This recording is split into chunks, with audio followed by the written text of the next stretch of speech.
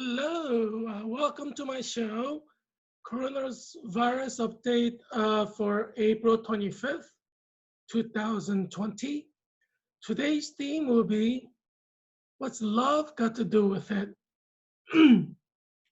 So to start you off, I have a song for you.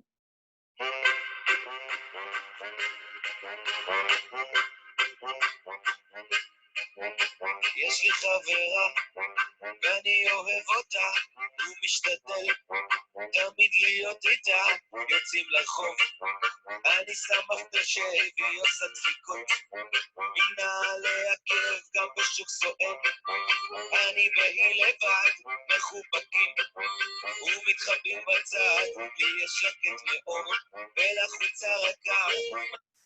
That's one of my favorite Israeli songs. I lived in Israel for over 3 years, so I have a pretty good collection of Israeli songs, and that's one of my favorite songs. It says, "I have a girlfriend and I love her."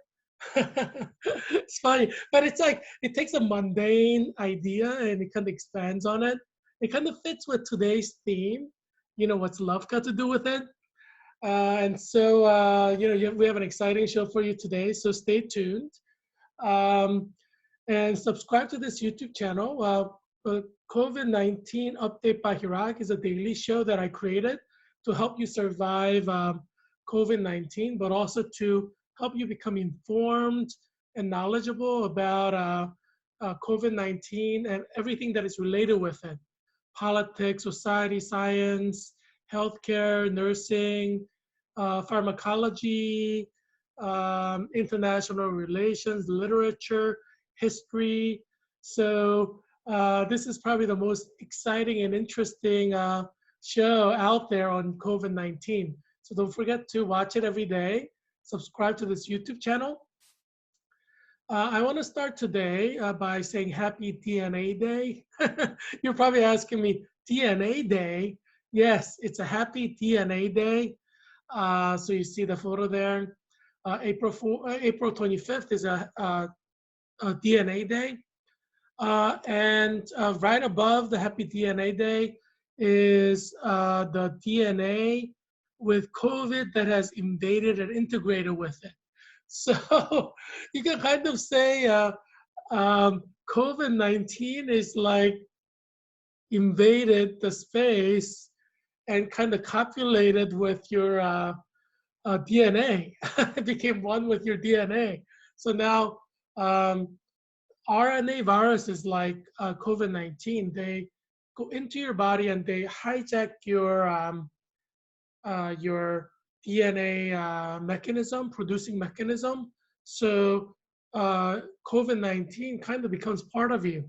So there's a kind of union between your DNA and COVID-19, which you could talk about as an unholy union, but it's kind of like maybe an affair to remember. I don't know how to phrase that, but it's a union of sorts, right? So I thought that was kind of significant because we're celebrating DNA Day, and in a way, we're kind of celebrating, if we can use that word, how COVID-19 has invaded our DNA mechanism and has become part of our DNA. So it's kind of sarcastic, but also ironic. But that's the reality that all of us are living with. When you get COVID-19, your DNA kind of starts to combine with RNA in the DNA sequencing. So so in a sense, you could talk about it as an affair to remember, a tragic affair to remember, very sad affair to remember. If you don't die, then you can remember it, obviously. But let's go on to our daily tally. I had bad news, sorry to say, on this DNA Day. And the sad news is that death rate has gone up. So yesterday it was a little bit over 1,000, but it more than doubled from yesterday, the death rate, the 24-hour death rate. So in the last 24 hours, we had 2,734 people die. It's tragic, but it clearly shows, the curve is not flattening. Death is going to continue. and most likely will increase. I mean, I still stand by my prediction that about 1 million Americans will be dead by August, just because of realities like this that we see. Yesterday, we thought, things were going well, and we had a little celebratory Christmas tree, if you see yesterday's episode. But today, we see that it's a completely different thing. You know, we're back to almost like 3,000 people dying every day. And so yesterday we had a total of 51,017 deaths. Today we have 53,751 deaths. And in terms of confirmed cases, we actually see a rise. So that's a little bit different from what we're used to. So April 24th, 2020, we had 890,524 deaths. And in 24 hours, we have almost 50,000 new confirmed cases. So on April 25th, 2020, TNA Day, that's today, we have 938,072, almost a million now. We'll probably break the million by tomorrow, day after tomorrow. So we have 50,000, almost 50,000 cases. So that's kind of break from what was going on. It was generally around 30,000, give or take, a few thousand. But seems like there's a significant rise in the number of confirmed cases. So that can be a problem because seems like death rate has been rising even when we had average of 30,000 cases rising. So we may also see a high increase or a sharp peak because of that. Today, I thought, we would look at New Jersey. We're always looking at New York. New York is number one, and New Jersey is number two, and we don't look at New Jersey. And I said, why not? Why should we not look at number two? Like number two is important. I was salutatorian, not valedictorian, so I was number two in my high school graduating class. I went to University of Pennsylvania with a full scholarship, Philadelphia Mayor scholarship. So yeah, you could be ranked two, and you get into Ivy League University and do amazing things like what I'm doing now. So and Vice President Pence is number two, and he's a great guy, and he may become president, in the future. So yeah, there's a lot of things that are number two that are good. And so I said, well, we should not diss New Jersey. We should think about New Jersey and what's going on there, because I have fans everywhere around the world who watch my show every day religiously, and that's what you should be doing every day in order to survive COVID-19. And so I have a lot of fans in New Jersey watching this show, and I actually lived in New Jersey, so I have friends there, I have students there. I told you I had a learning center in Rockland County, New York. I also had a learning center in Edison, New Jersey. Yeah, I had several learning centers. I created that out of scratch too. Yeah, so I'm the Renaissance man. I'm the Leonardo da Vinci of the 21st century. So I've done some amazing stuff. And even in my learning center in New Jersey, we have work miracles.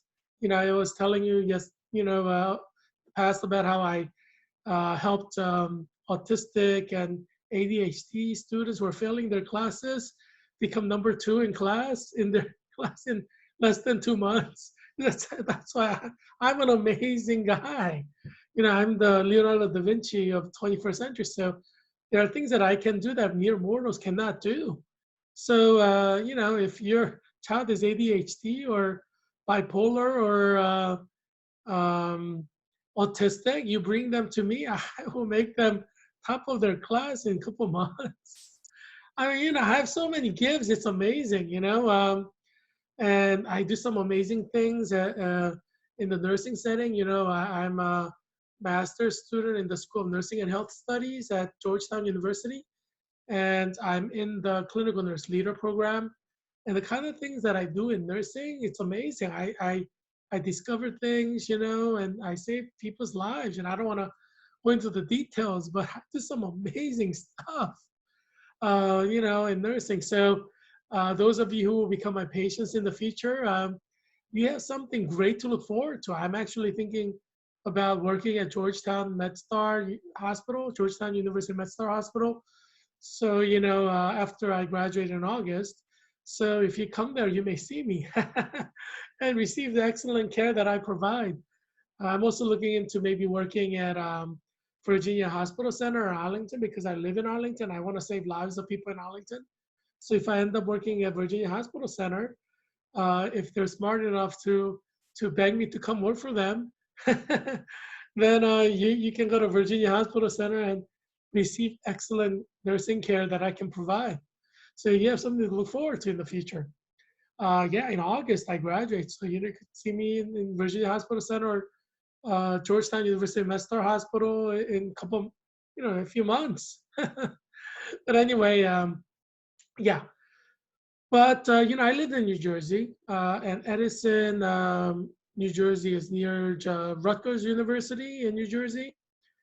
I ran a learning center there, and yeah, so yeah, I've done a lot of things. I've actually lived in several states that's listed there. I think, my learning center was in Middlesex County, and I lived in Bergen County, Hudson County, and Union County.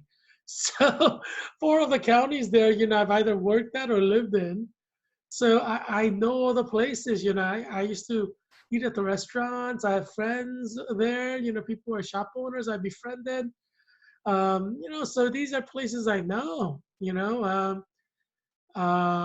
Bergen County, I taught students who are at Ortopon High School over there, yeah.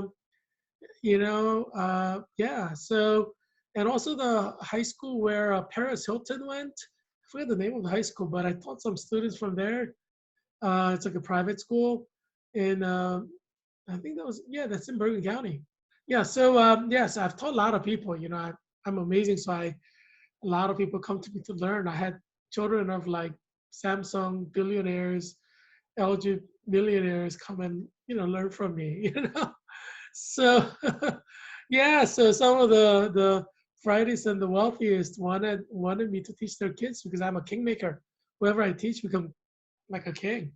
So I understand that, but yeah. So for me it's kind of personal and sad because I know people here. I worked in this area. I've tutored students. I have created my learning center, and I had people on my staff who are professors at at Rutgers University in my learning center, and so I hope everybody's okay. It's been a while since I've been in New Jersey, but yeah. So, but New Jersey is currently number 2 in terms of death rate. The total number of people who've died from COVID in New Jersey is 5,914, and it doesn't seem like it's decreasing at all, really. I mean, it's growing. Bergen County used to be number 1, but now it's number 2. Essex County came out of nowhere. I mean, and then it has like over 1,000 deaths now, which is incredible.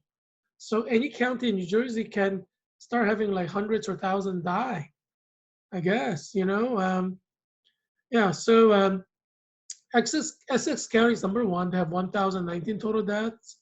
Bergen County has 954 deaths. That's like the Koreatown of New Jersey.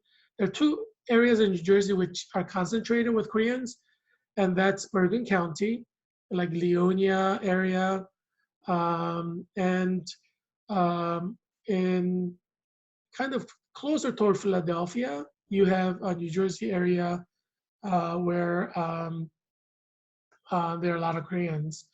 But yeah, Bergen County is closer to New York. So a lot of Koreans who work in New York live in Bergen County. Yeah, and the 3rd place is Hudson County. It has 706 deaths. And Union County has 563 deaths. Middlesex County has 431 deaths. I actually interviewed high school students who applied to University of Pennsylvania from New Jersey high schools when I was living in New Jersey. And I've interviewed high school students from all of those counties, who went to study at University of Pennsylvania.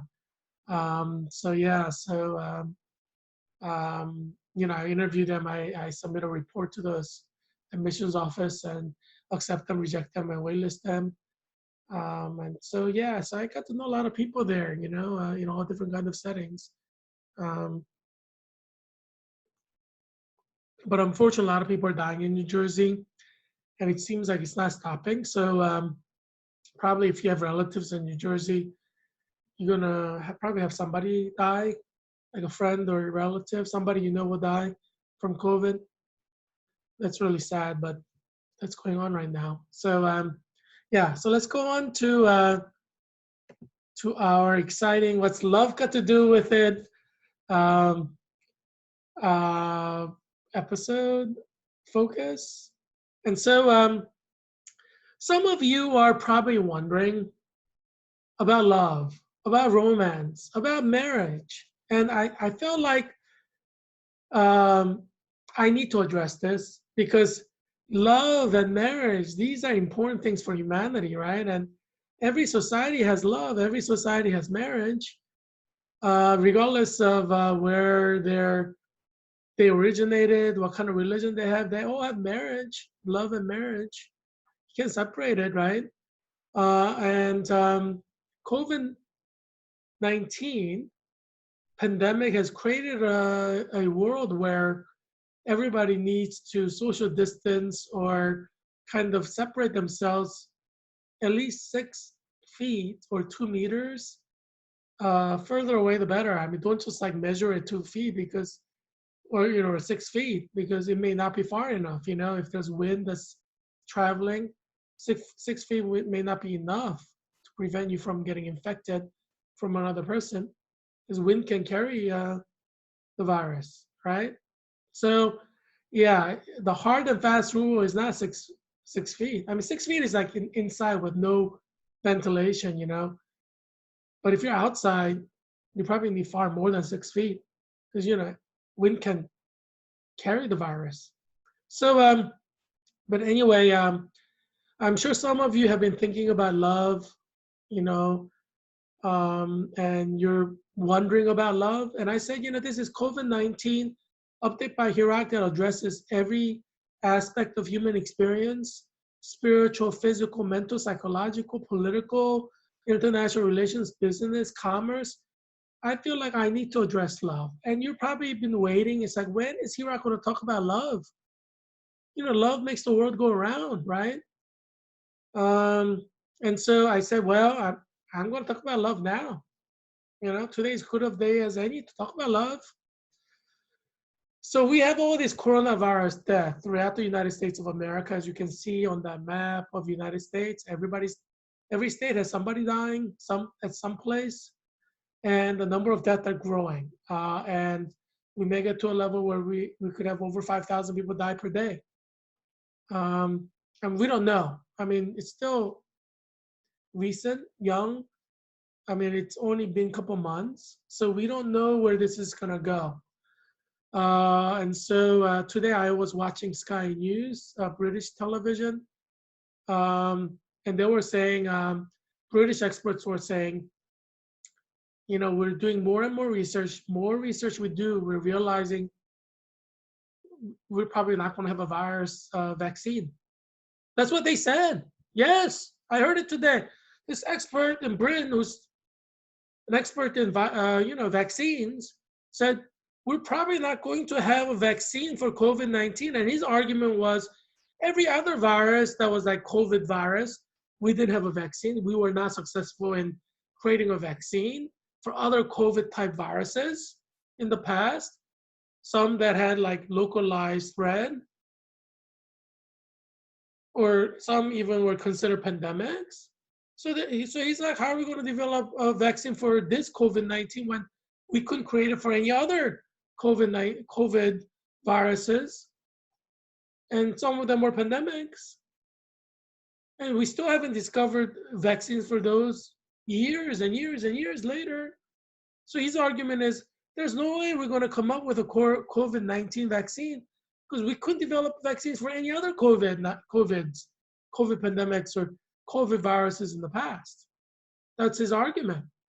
makes logical sense to me. And he's like a scientist. He knows. He's working on the virus. So we may not have a virus at all. You know what he went on to say? This scientist on Sky News went on to say, coronavirus, CV-19, can be forever. It can kill forever. I'm like, what? Kill forever? I need to bring back my friend for this one. Kill forever? He used the word forever. He said, this virus is forever. I'm like, what? And he's like an expert in vaccines. And he's like, this COVID-19 virus is forever. It's going to continue to kill forever. I'm like, what? And he's like, we're not going to develop a vaccine. And I'm like, what? Yeah, I don't know if he was trying to scare British people on Saturday night. I mean, they're all like isolating at home. Is that a good time to scare people on Saturday night? Yeah, I guess he was just being honest. You know, he's a scientist, you know. You know how sometimes scientists don't have like attacked, right? They're like research scientists. They're researching virus for hours and hours. It's invisible virus and invisible DNA.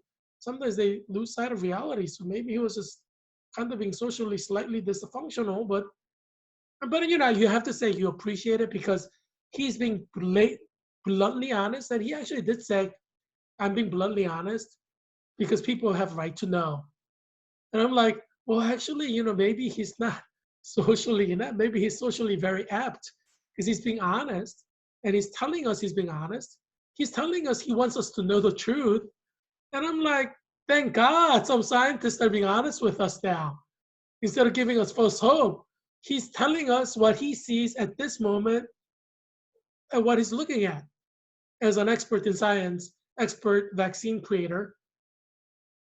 And he's like, I don't foresee any vaccine coming in the near future, if ever. I think he said if ever in his British terminology. I'm paraphrasing.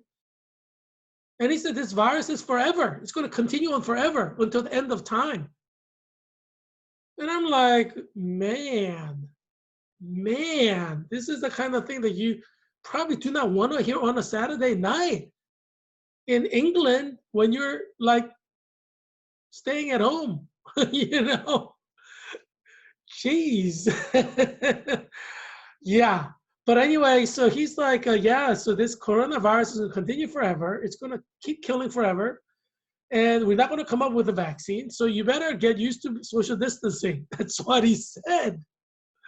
I'm like, Harvard at least gave us a timeline. They're like, you probably have to social distance until year 2022, you know, Harvard School of Public Health. They're like, you probably have to, you know, so it's like 2 years of social distancing. And you're like, I could wait 2 years, you know, but forever? Can you wait forever?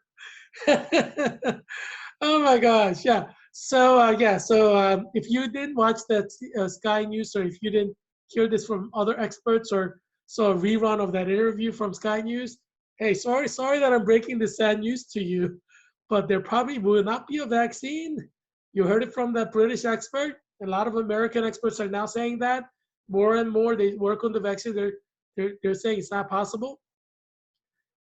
And they're saying it's going to be forever. Yes. So get used to it. You should see my yesterday's episode because I challenged the engineers to create stuff so we could live with this virus, you know, especially if we're not going to have a vaccine. I mean, you could die, you know, from this virus. So we need engineers to like create us a suit or something. So watch yesterday's episode when I talk about that. So why is all this information important? It's important for love. I mean, this is an episode on love. You have to know what physical parameters are allowed in order to understand what love will be, right?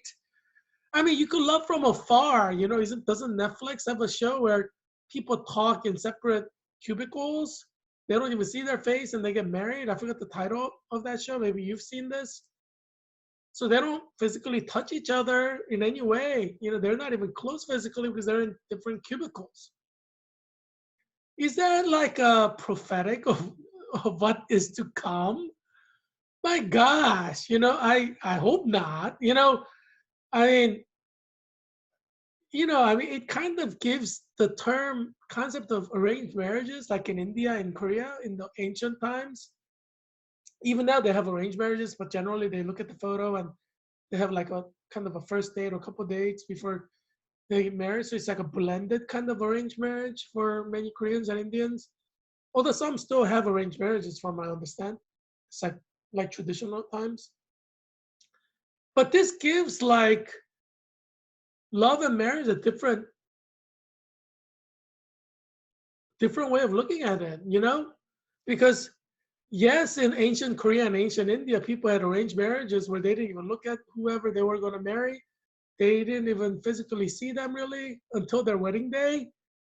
But that was like so long ago, it's like hundreds of years ago, and so, yeah, I mean, but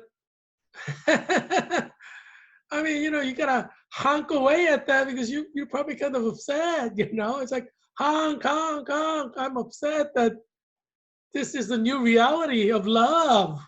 But this is an episode of love, and I'm just gonna lay it all out for you. Yeah. So, and another sad news related with that is the British expert, and I've heard this from other experts as well in different settings, different countries.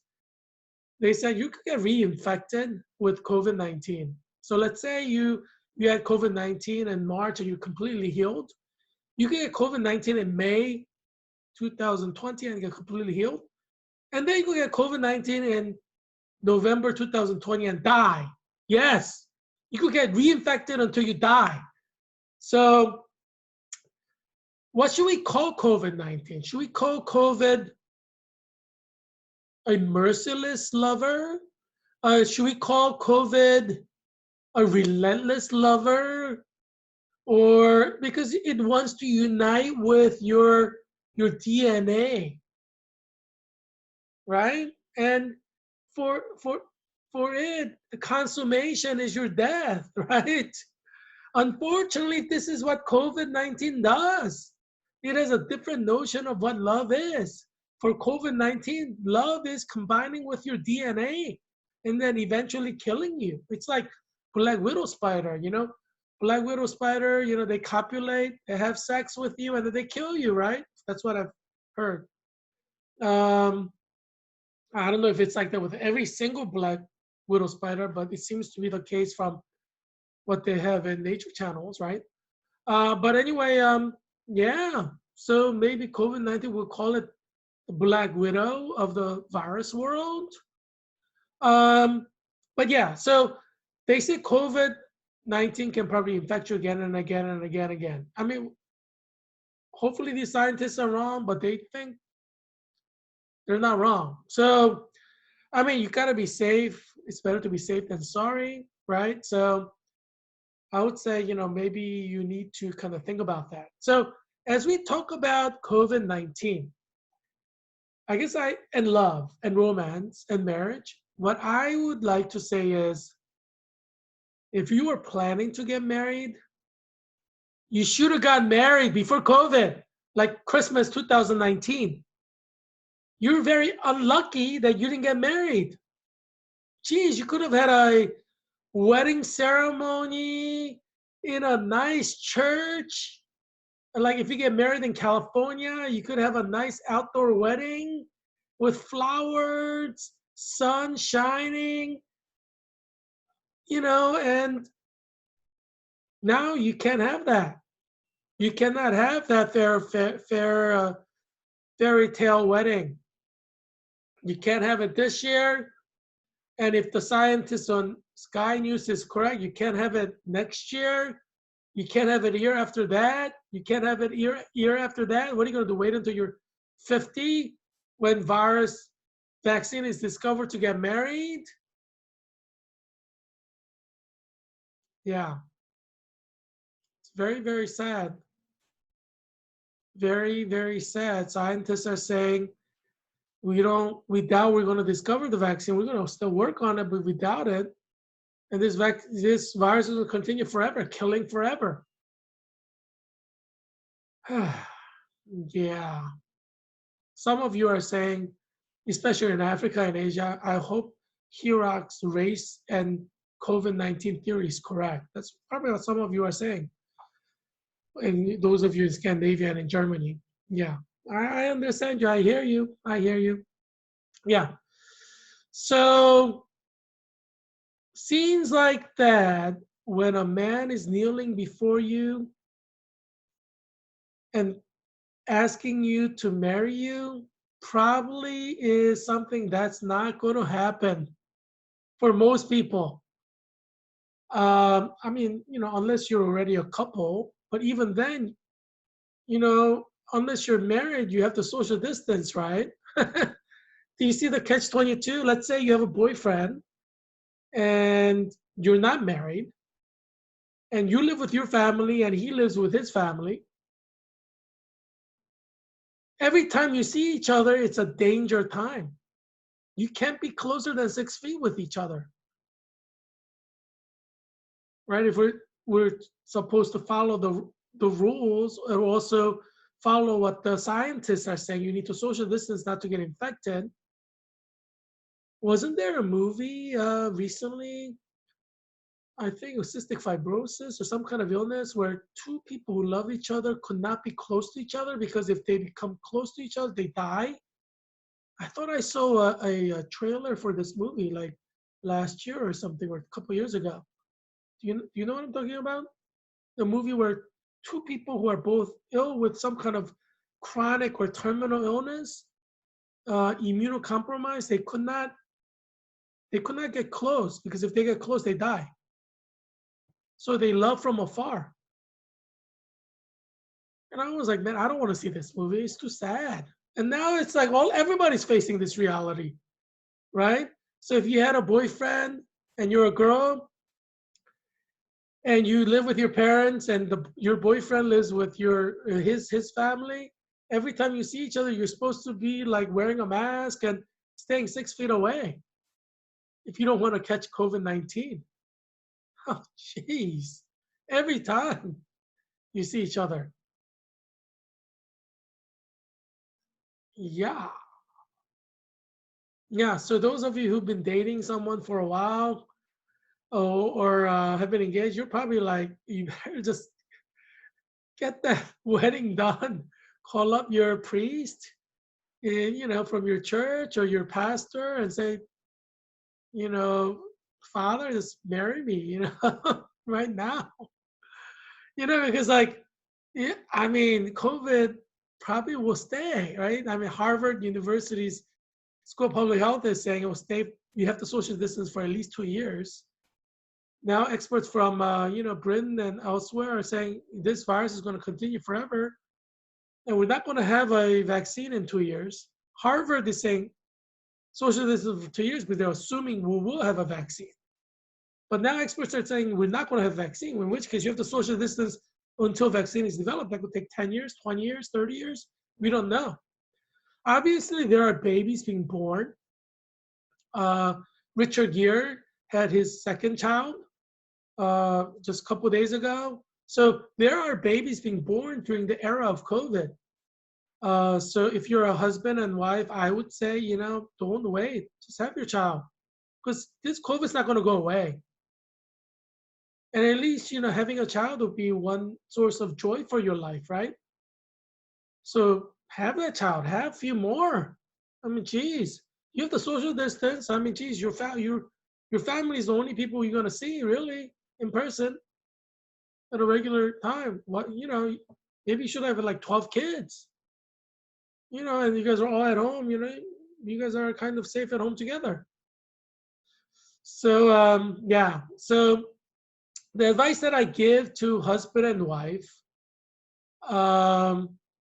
who are married is to do all you can to make the other person happy because you're stuck with him or her not just for life, but for 24 hours a day, for 7 days a week, for 365 days a year, for life. Perhaps, at least for the foreseeable future. So I would really work hard to please your husband or wife. For husband and wife, I would say, work on having that next child. This is a good time to do it. You have nothing else to do. Enjoy each other's love. Husband and wife are supposed to share physical love with each other, and that's part of the way God created, right? When God created Adam and Eve, that's where physical love started, and God intended a companionship to be physical, and that's why God made sex pleasurable, because God wanted husband and wife to have lots of sex and have a lot of pleasure from each other, thereby creating a stronger love bond, right?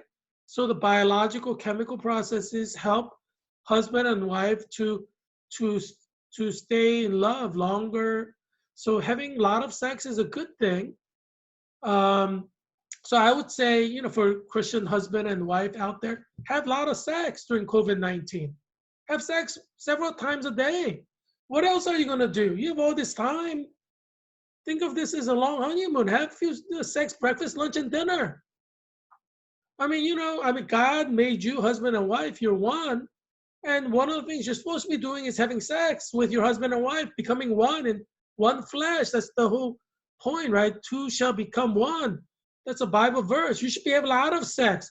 Christian married couples should be having sex very often, like every day. And during COVID-19, when you're at home, have sex 2, 3, 4 times a day, maybe more. You're husband and wife. You're supposed to show love to each other. A physical expression of love is an important way to do that. So, don't throw away this opportunity to connect on a physical level as well as a mental level.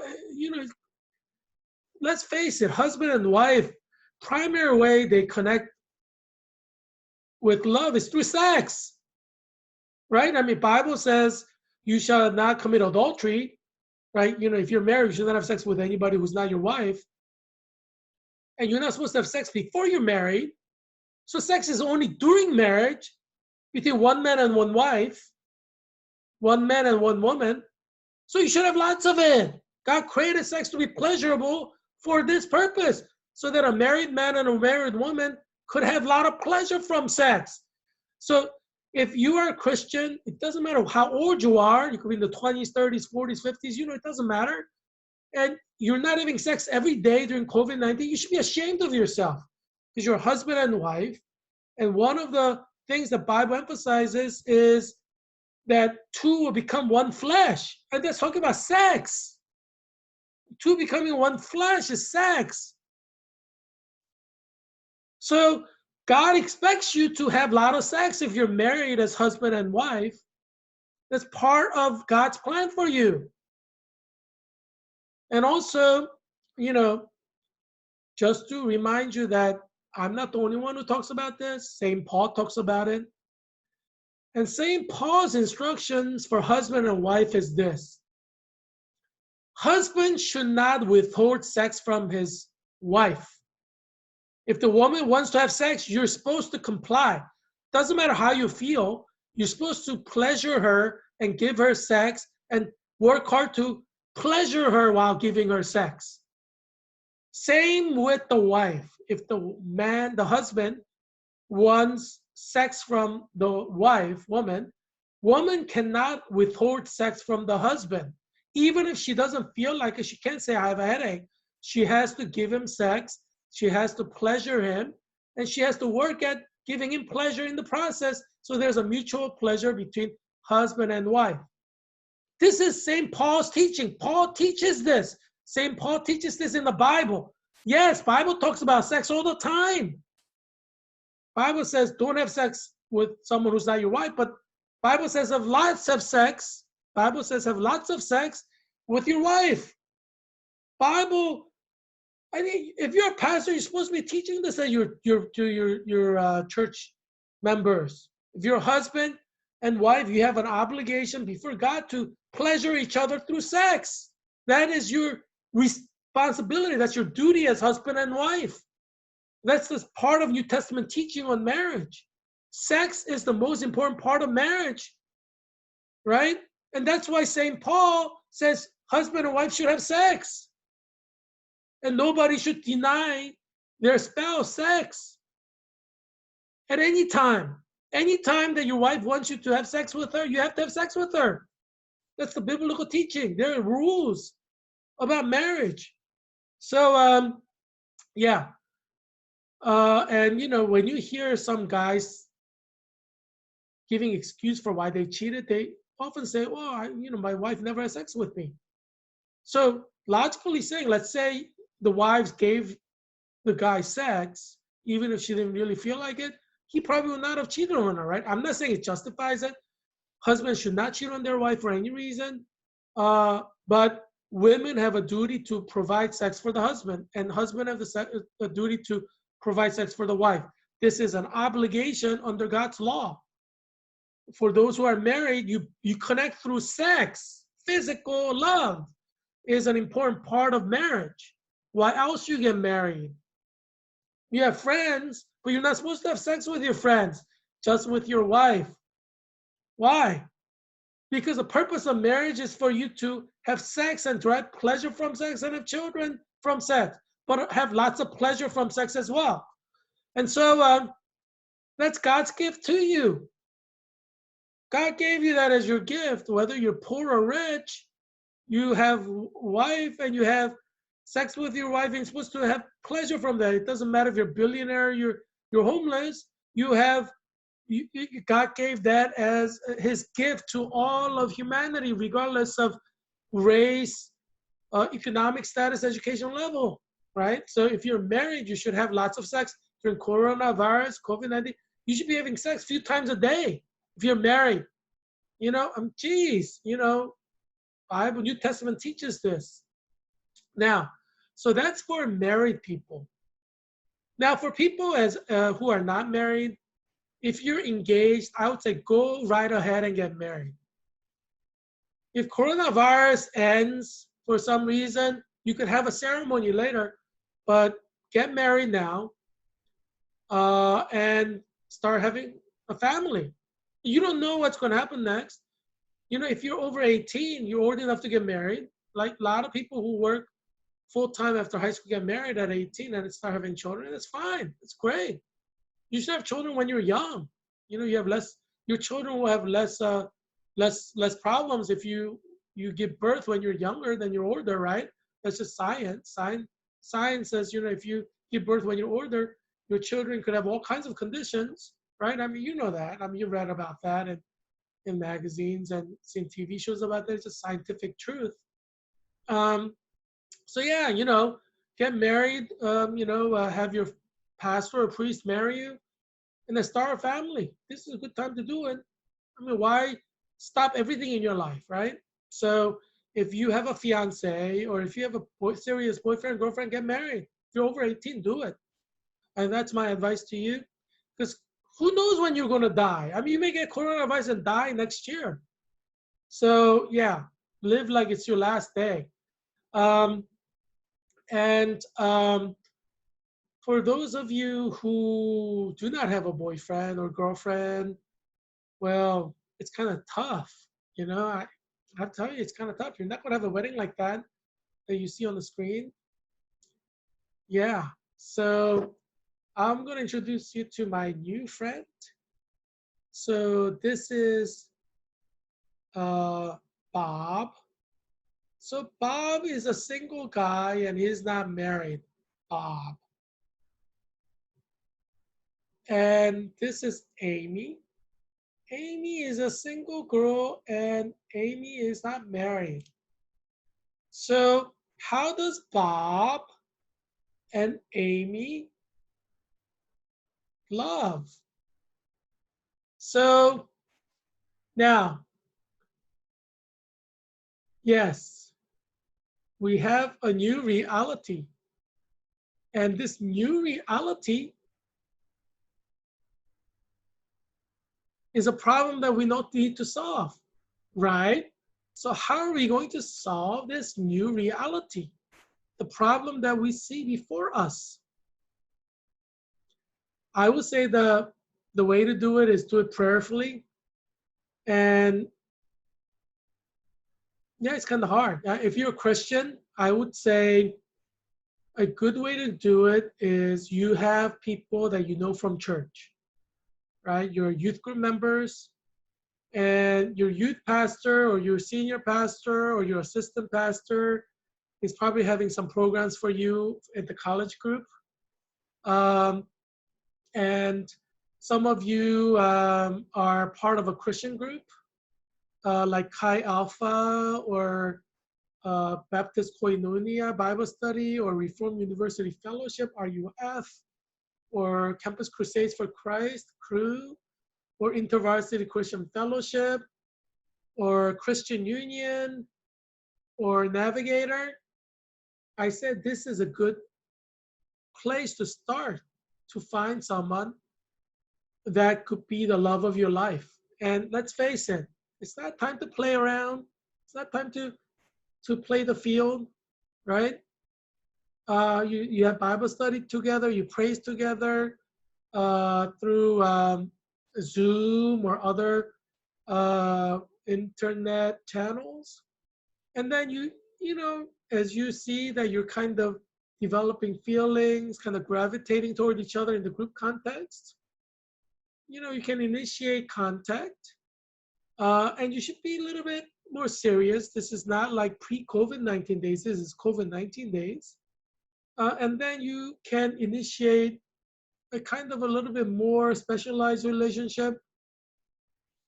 And then eventually you would have to jump into a wedding, have your pastor marry you, and then you form a family. You live together.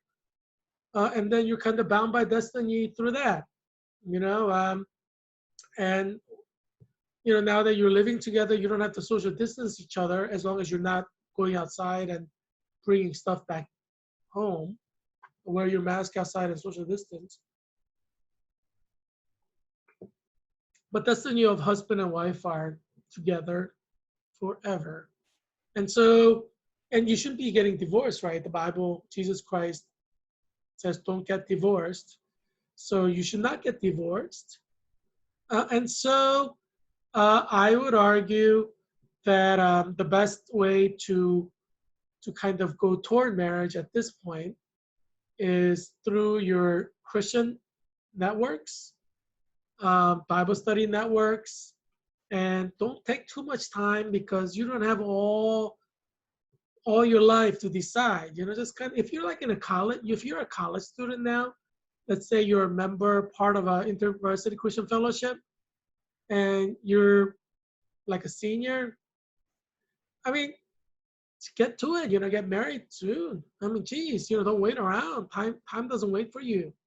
So if you're like a junior or a senior, I would say just get married.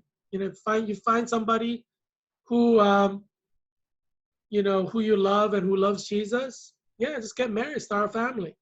You know, things are not gonna change probably. So you know, I mean, your other aspects of your life are falling apart.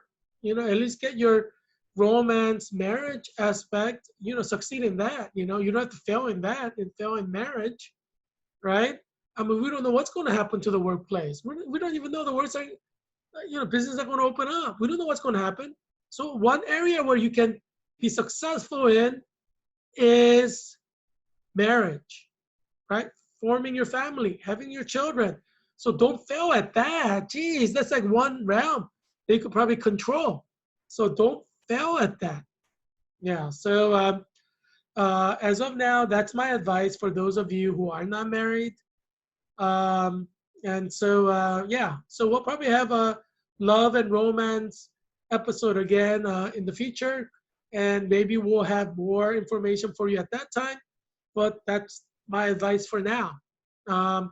Yeah. So I think, you know, we Christians need to put marriage as a priority. And parents should not discourage children who are about to get married or want to get married when they're over 18. My sister went to Calvin College, which is Grand Rapids, Michigan. And she was telling me like 20 to 30% of the students got married, like, in their sophomore year, junior year, or senior year while they were in college. Well, that's a smart thing to do. Like, if you love somebody, why not? Right? Start forming your family early on. It's better. And so, yeah, if you're Christian parents, you should not discourage your children from getting married if they're over 18. Forming a Christian family is the most important thing in life, even before COVID-19, right? Bible says, be fruitful and multiply. And that's a very important part of the Bible, is finding your Christian wife, Christian husband, forming a Christian family, having children, training them in the teachings of the Bible. That's a very important part of Christian faith. So during this COVID-19, if you're parents and you have college-age kids or kids who graduate from high school or over 18 and they want to marry another Christian, you should encourage that. Both of your parents, the daughter's parent and the boy's parent, girl's parent and the boy's parent, both should encourage that. Because one thing you can succeed in right now is forming a Christian family, right? So as Christians, we've got to think about all aspects of our lives, forming Christian family, succeeding in business world, social life, political life. But right now, one thing that can be secured is your family life. You can get married. And, if you're Christian parents, you could, and you have children who are like college age or college graduates, you could introduce them, kind of like a type of a blind date, or arranged marriage, but, they get to date on Zoom, Yeah, so I think Christian families in Virginia and throughout the United States of America should focus on that. If you're engaged, get married. If you have a serious boyfriend, get married. If you don't have any boyfriend, then you should take some steps to get married with somebody from your church or somebody from your Bible study. And Christian parents should support your children get married and starting a family, because you can have children, you can conceive while you have COVID, and experts are saying, well, this is going to continue forever. We may not have a vaccine. So, hey, we're living in a new reality. We have to live within that context. So that's my advice for today.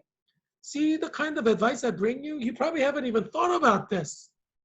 But because you are watching COVID-19 Update by Heerak, now you have all these ideas you can think about. You could decide to go with my advice or not go with my advice. That's your free will. But at least you know what your options are. You know what is out there in the future for you and your children and your family and for United States of America and the world.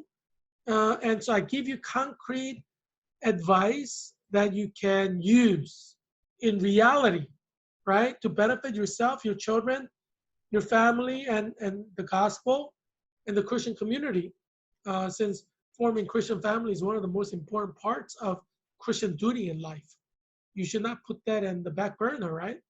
So anyway, I hope that you will have a wonderful time thinking about what I've said today. And I hope that you will find love and blessing through conjugal union. And that's one of the ways God gives you his gift. And most parents say children are the best thing that happened to their life, the greatest joy in their life. Why would you want to miss out on that, right? And so this is your opportunity. I created this show, COVID-19 Update by Heerak, to help you survive COVID-19 and to help you thrive during COVID-19. My name is Heerak Christian Kim. I'm an independent candidate for US Congress, running for US Congress in Virginia's 8th District for general election on November 3rd, 2020.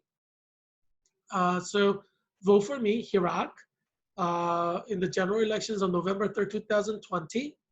And watch this show every day, because I created this show to save you and your family and your children and your parents. I hope that you will be well and that your children will be well as well.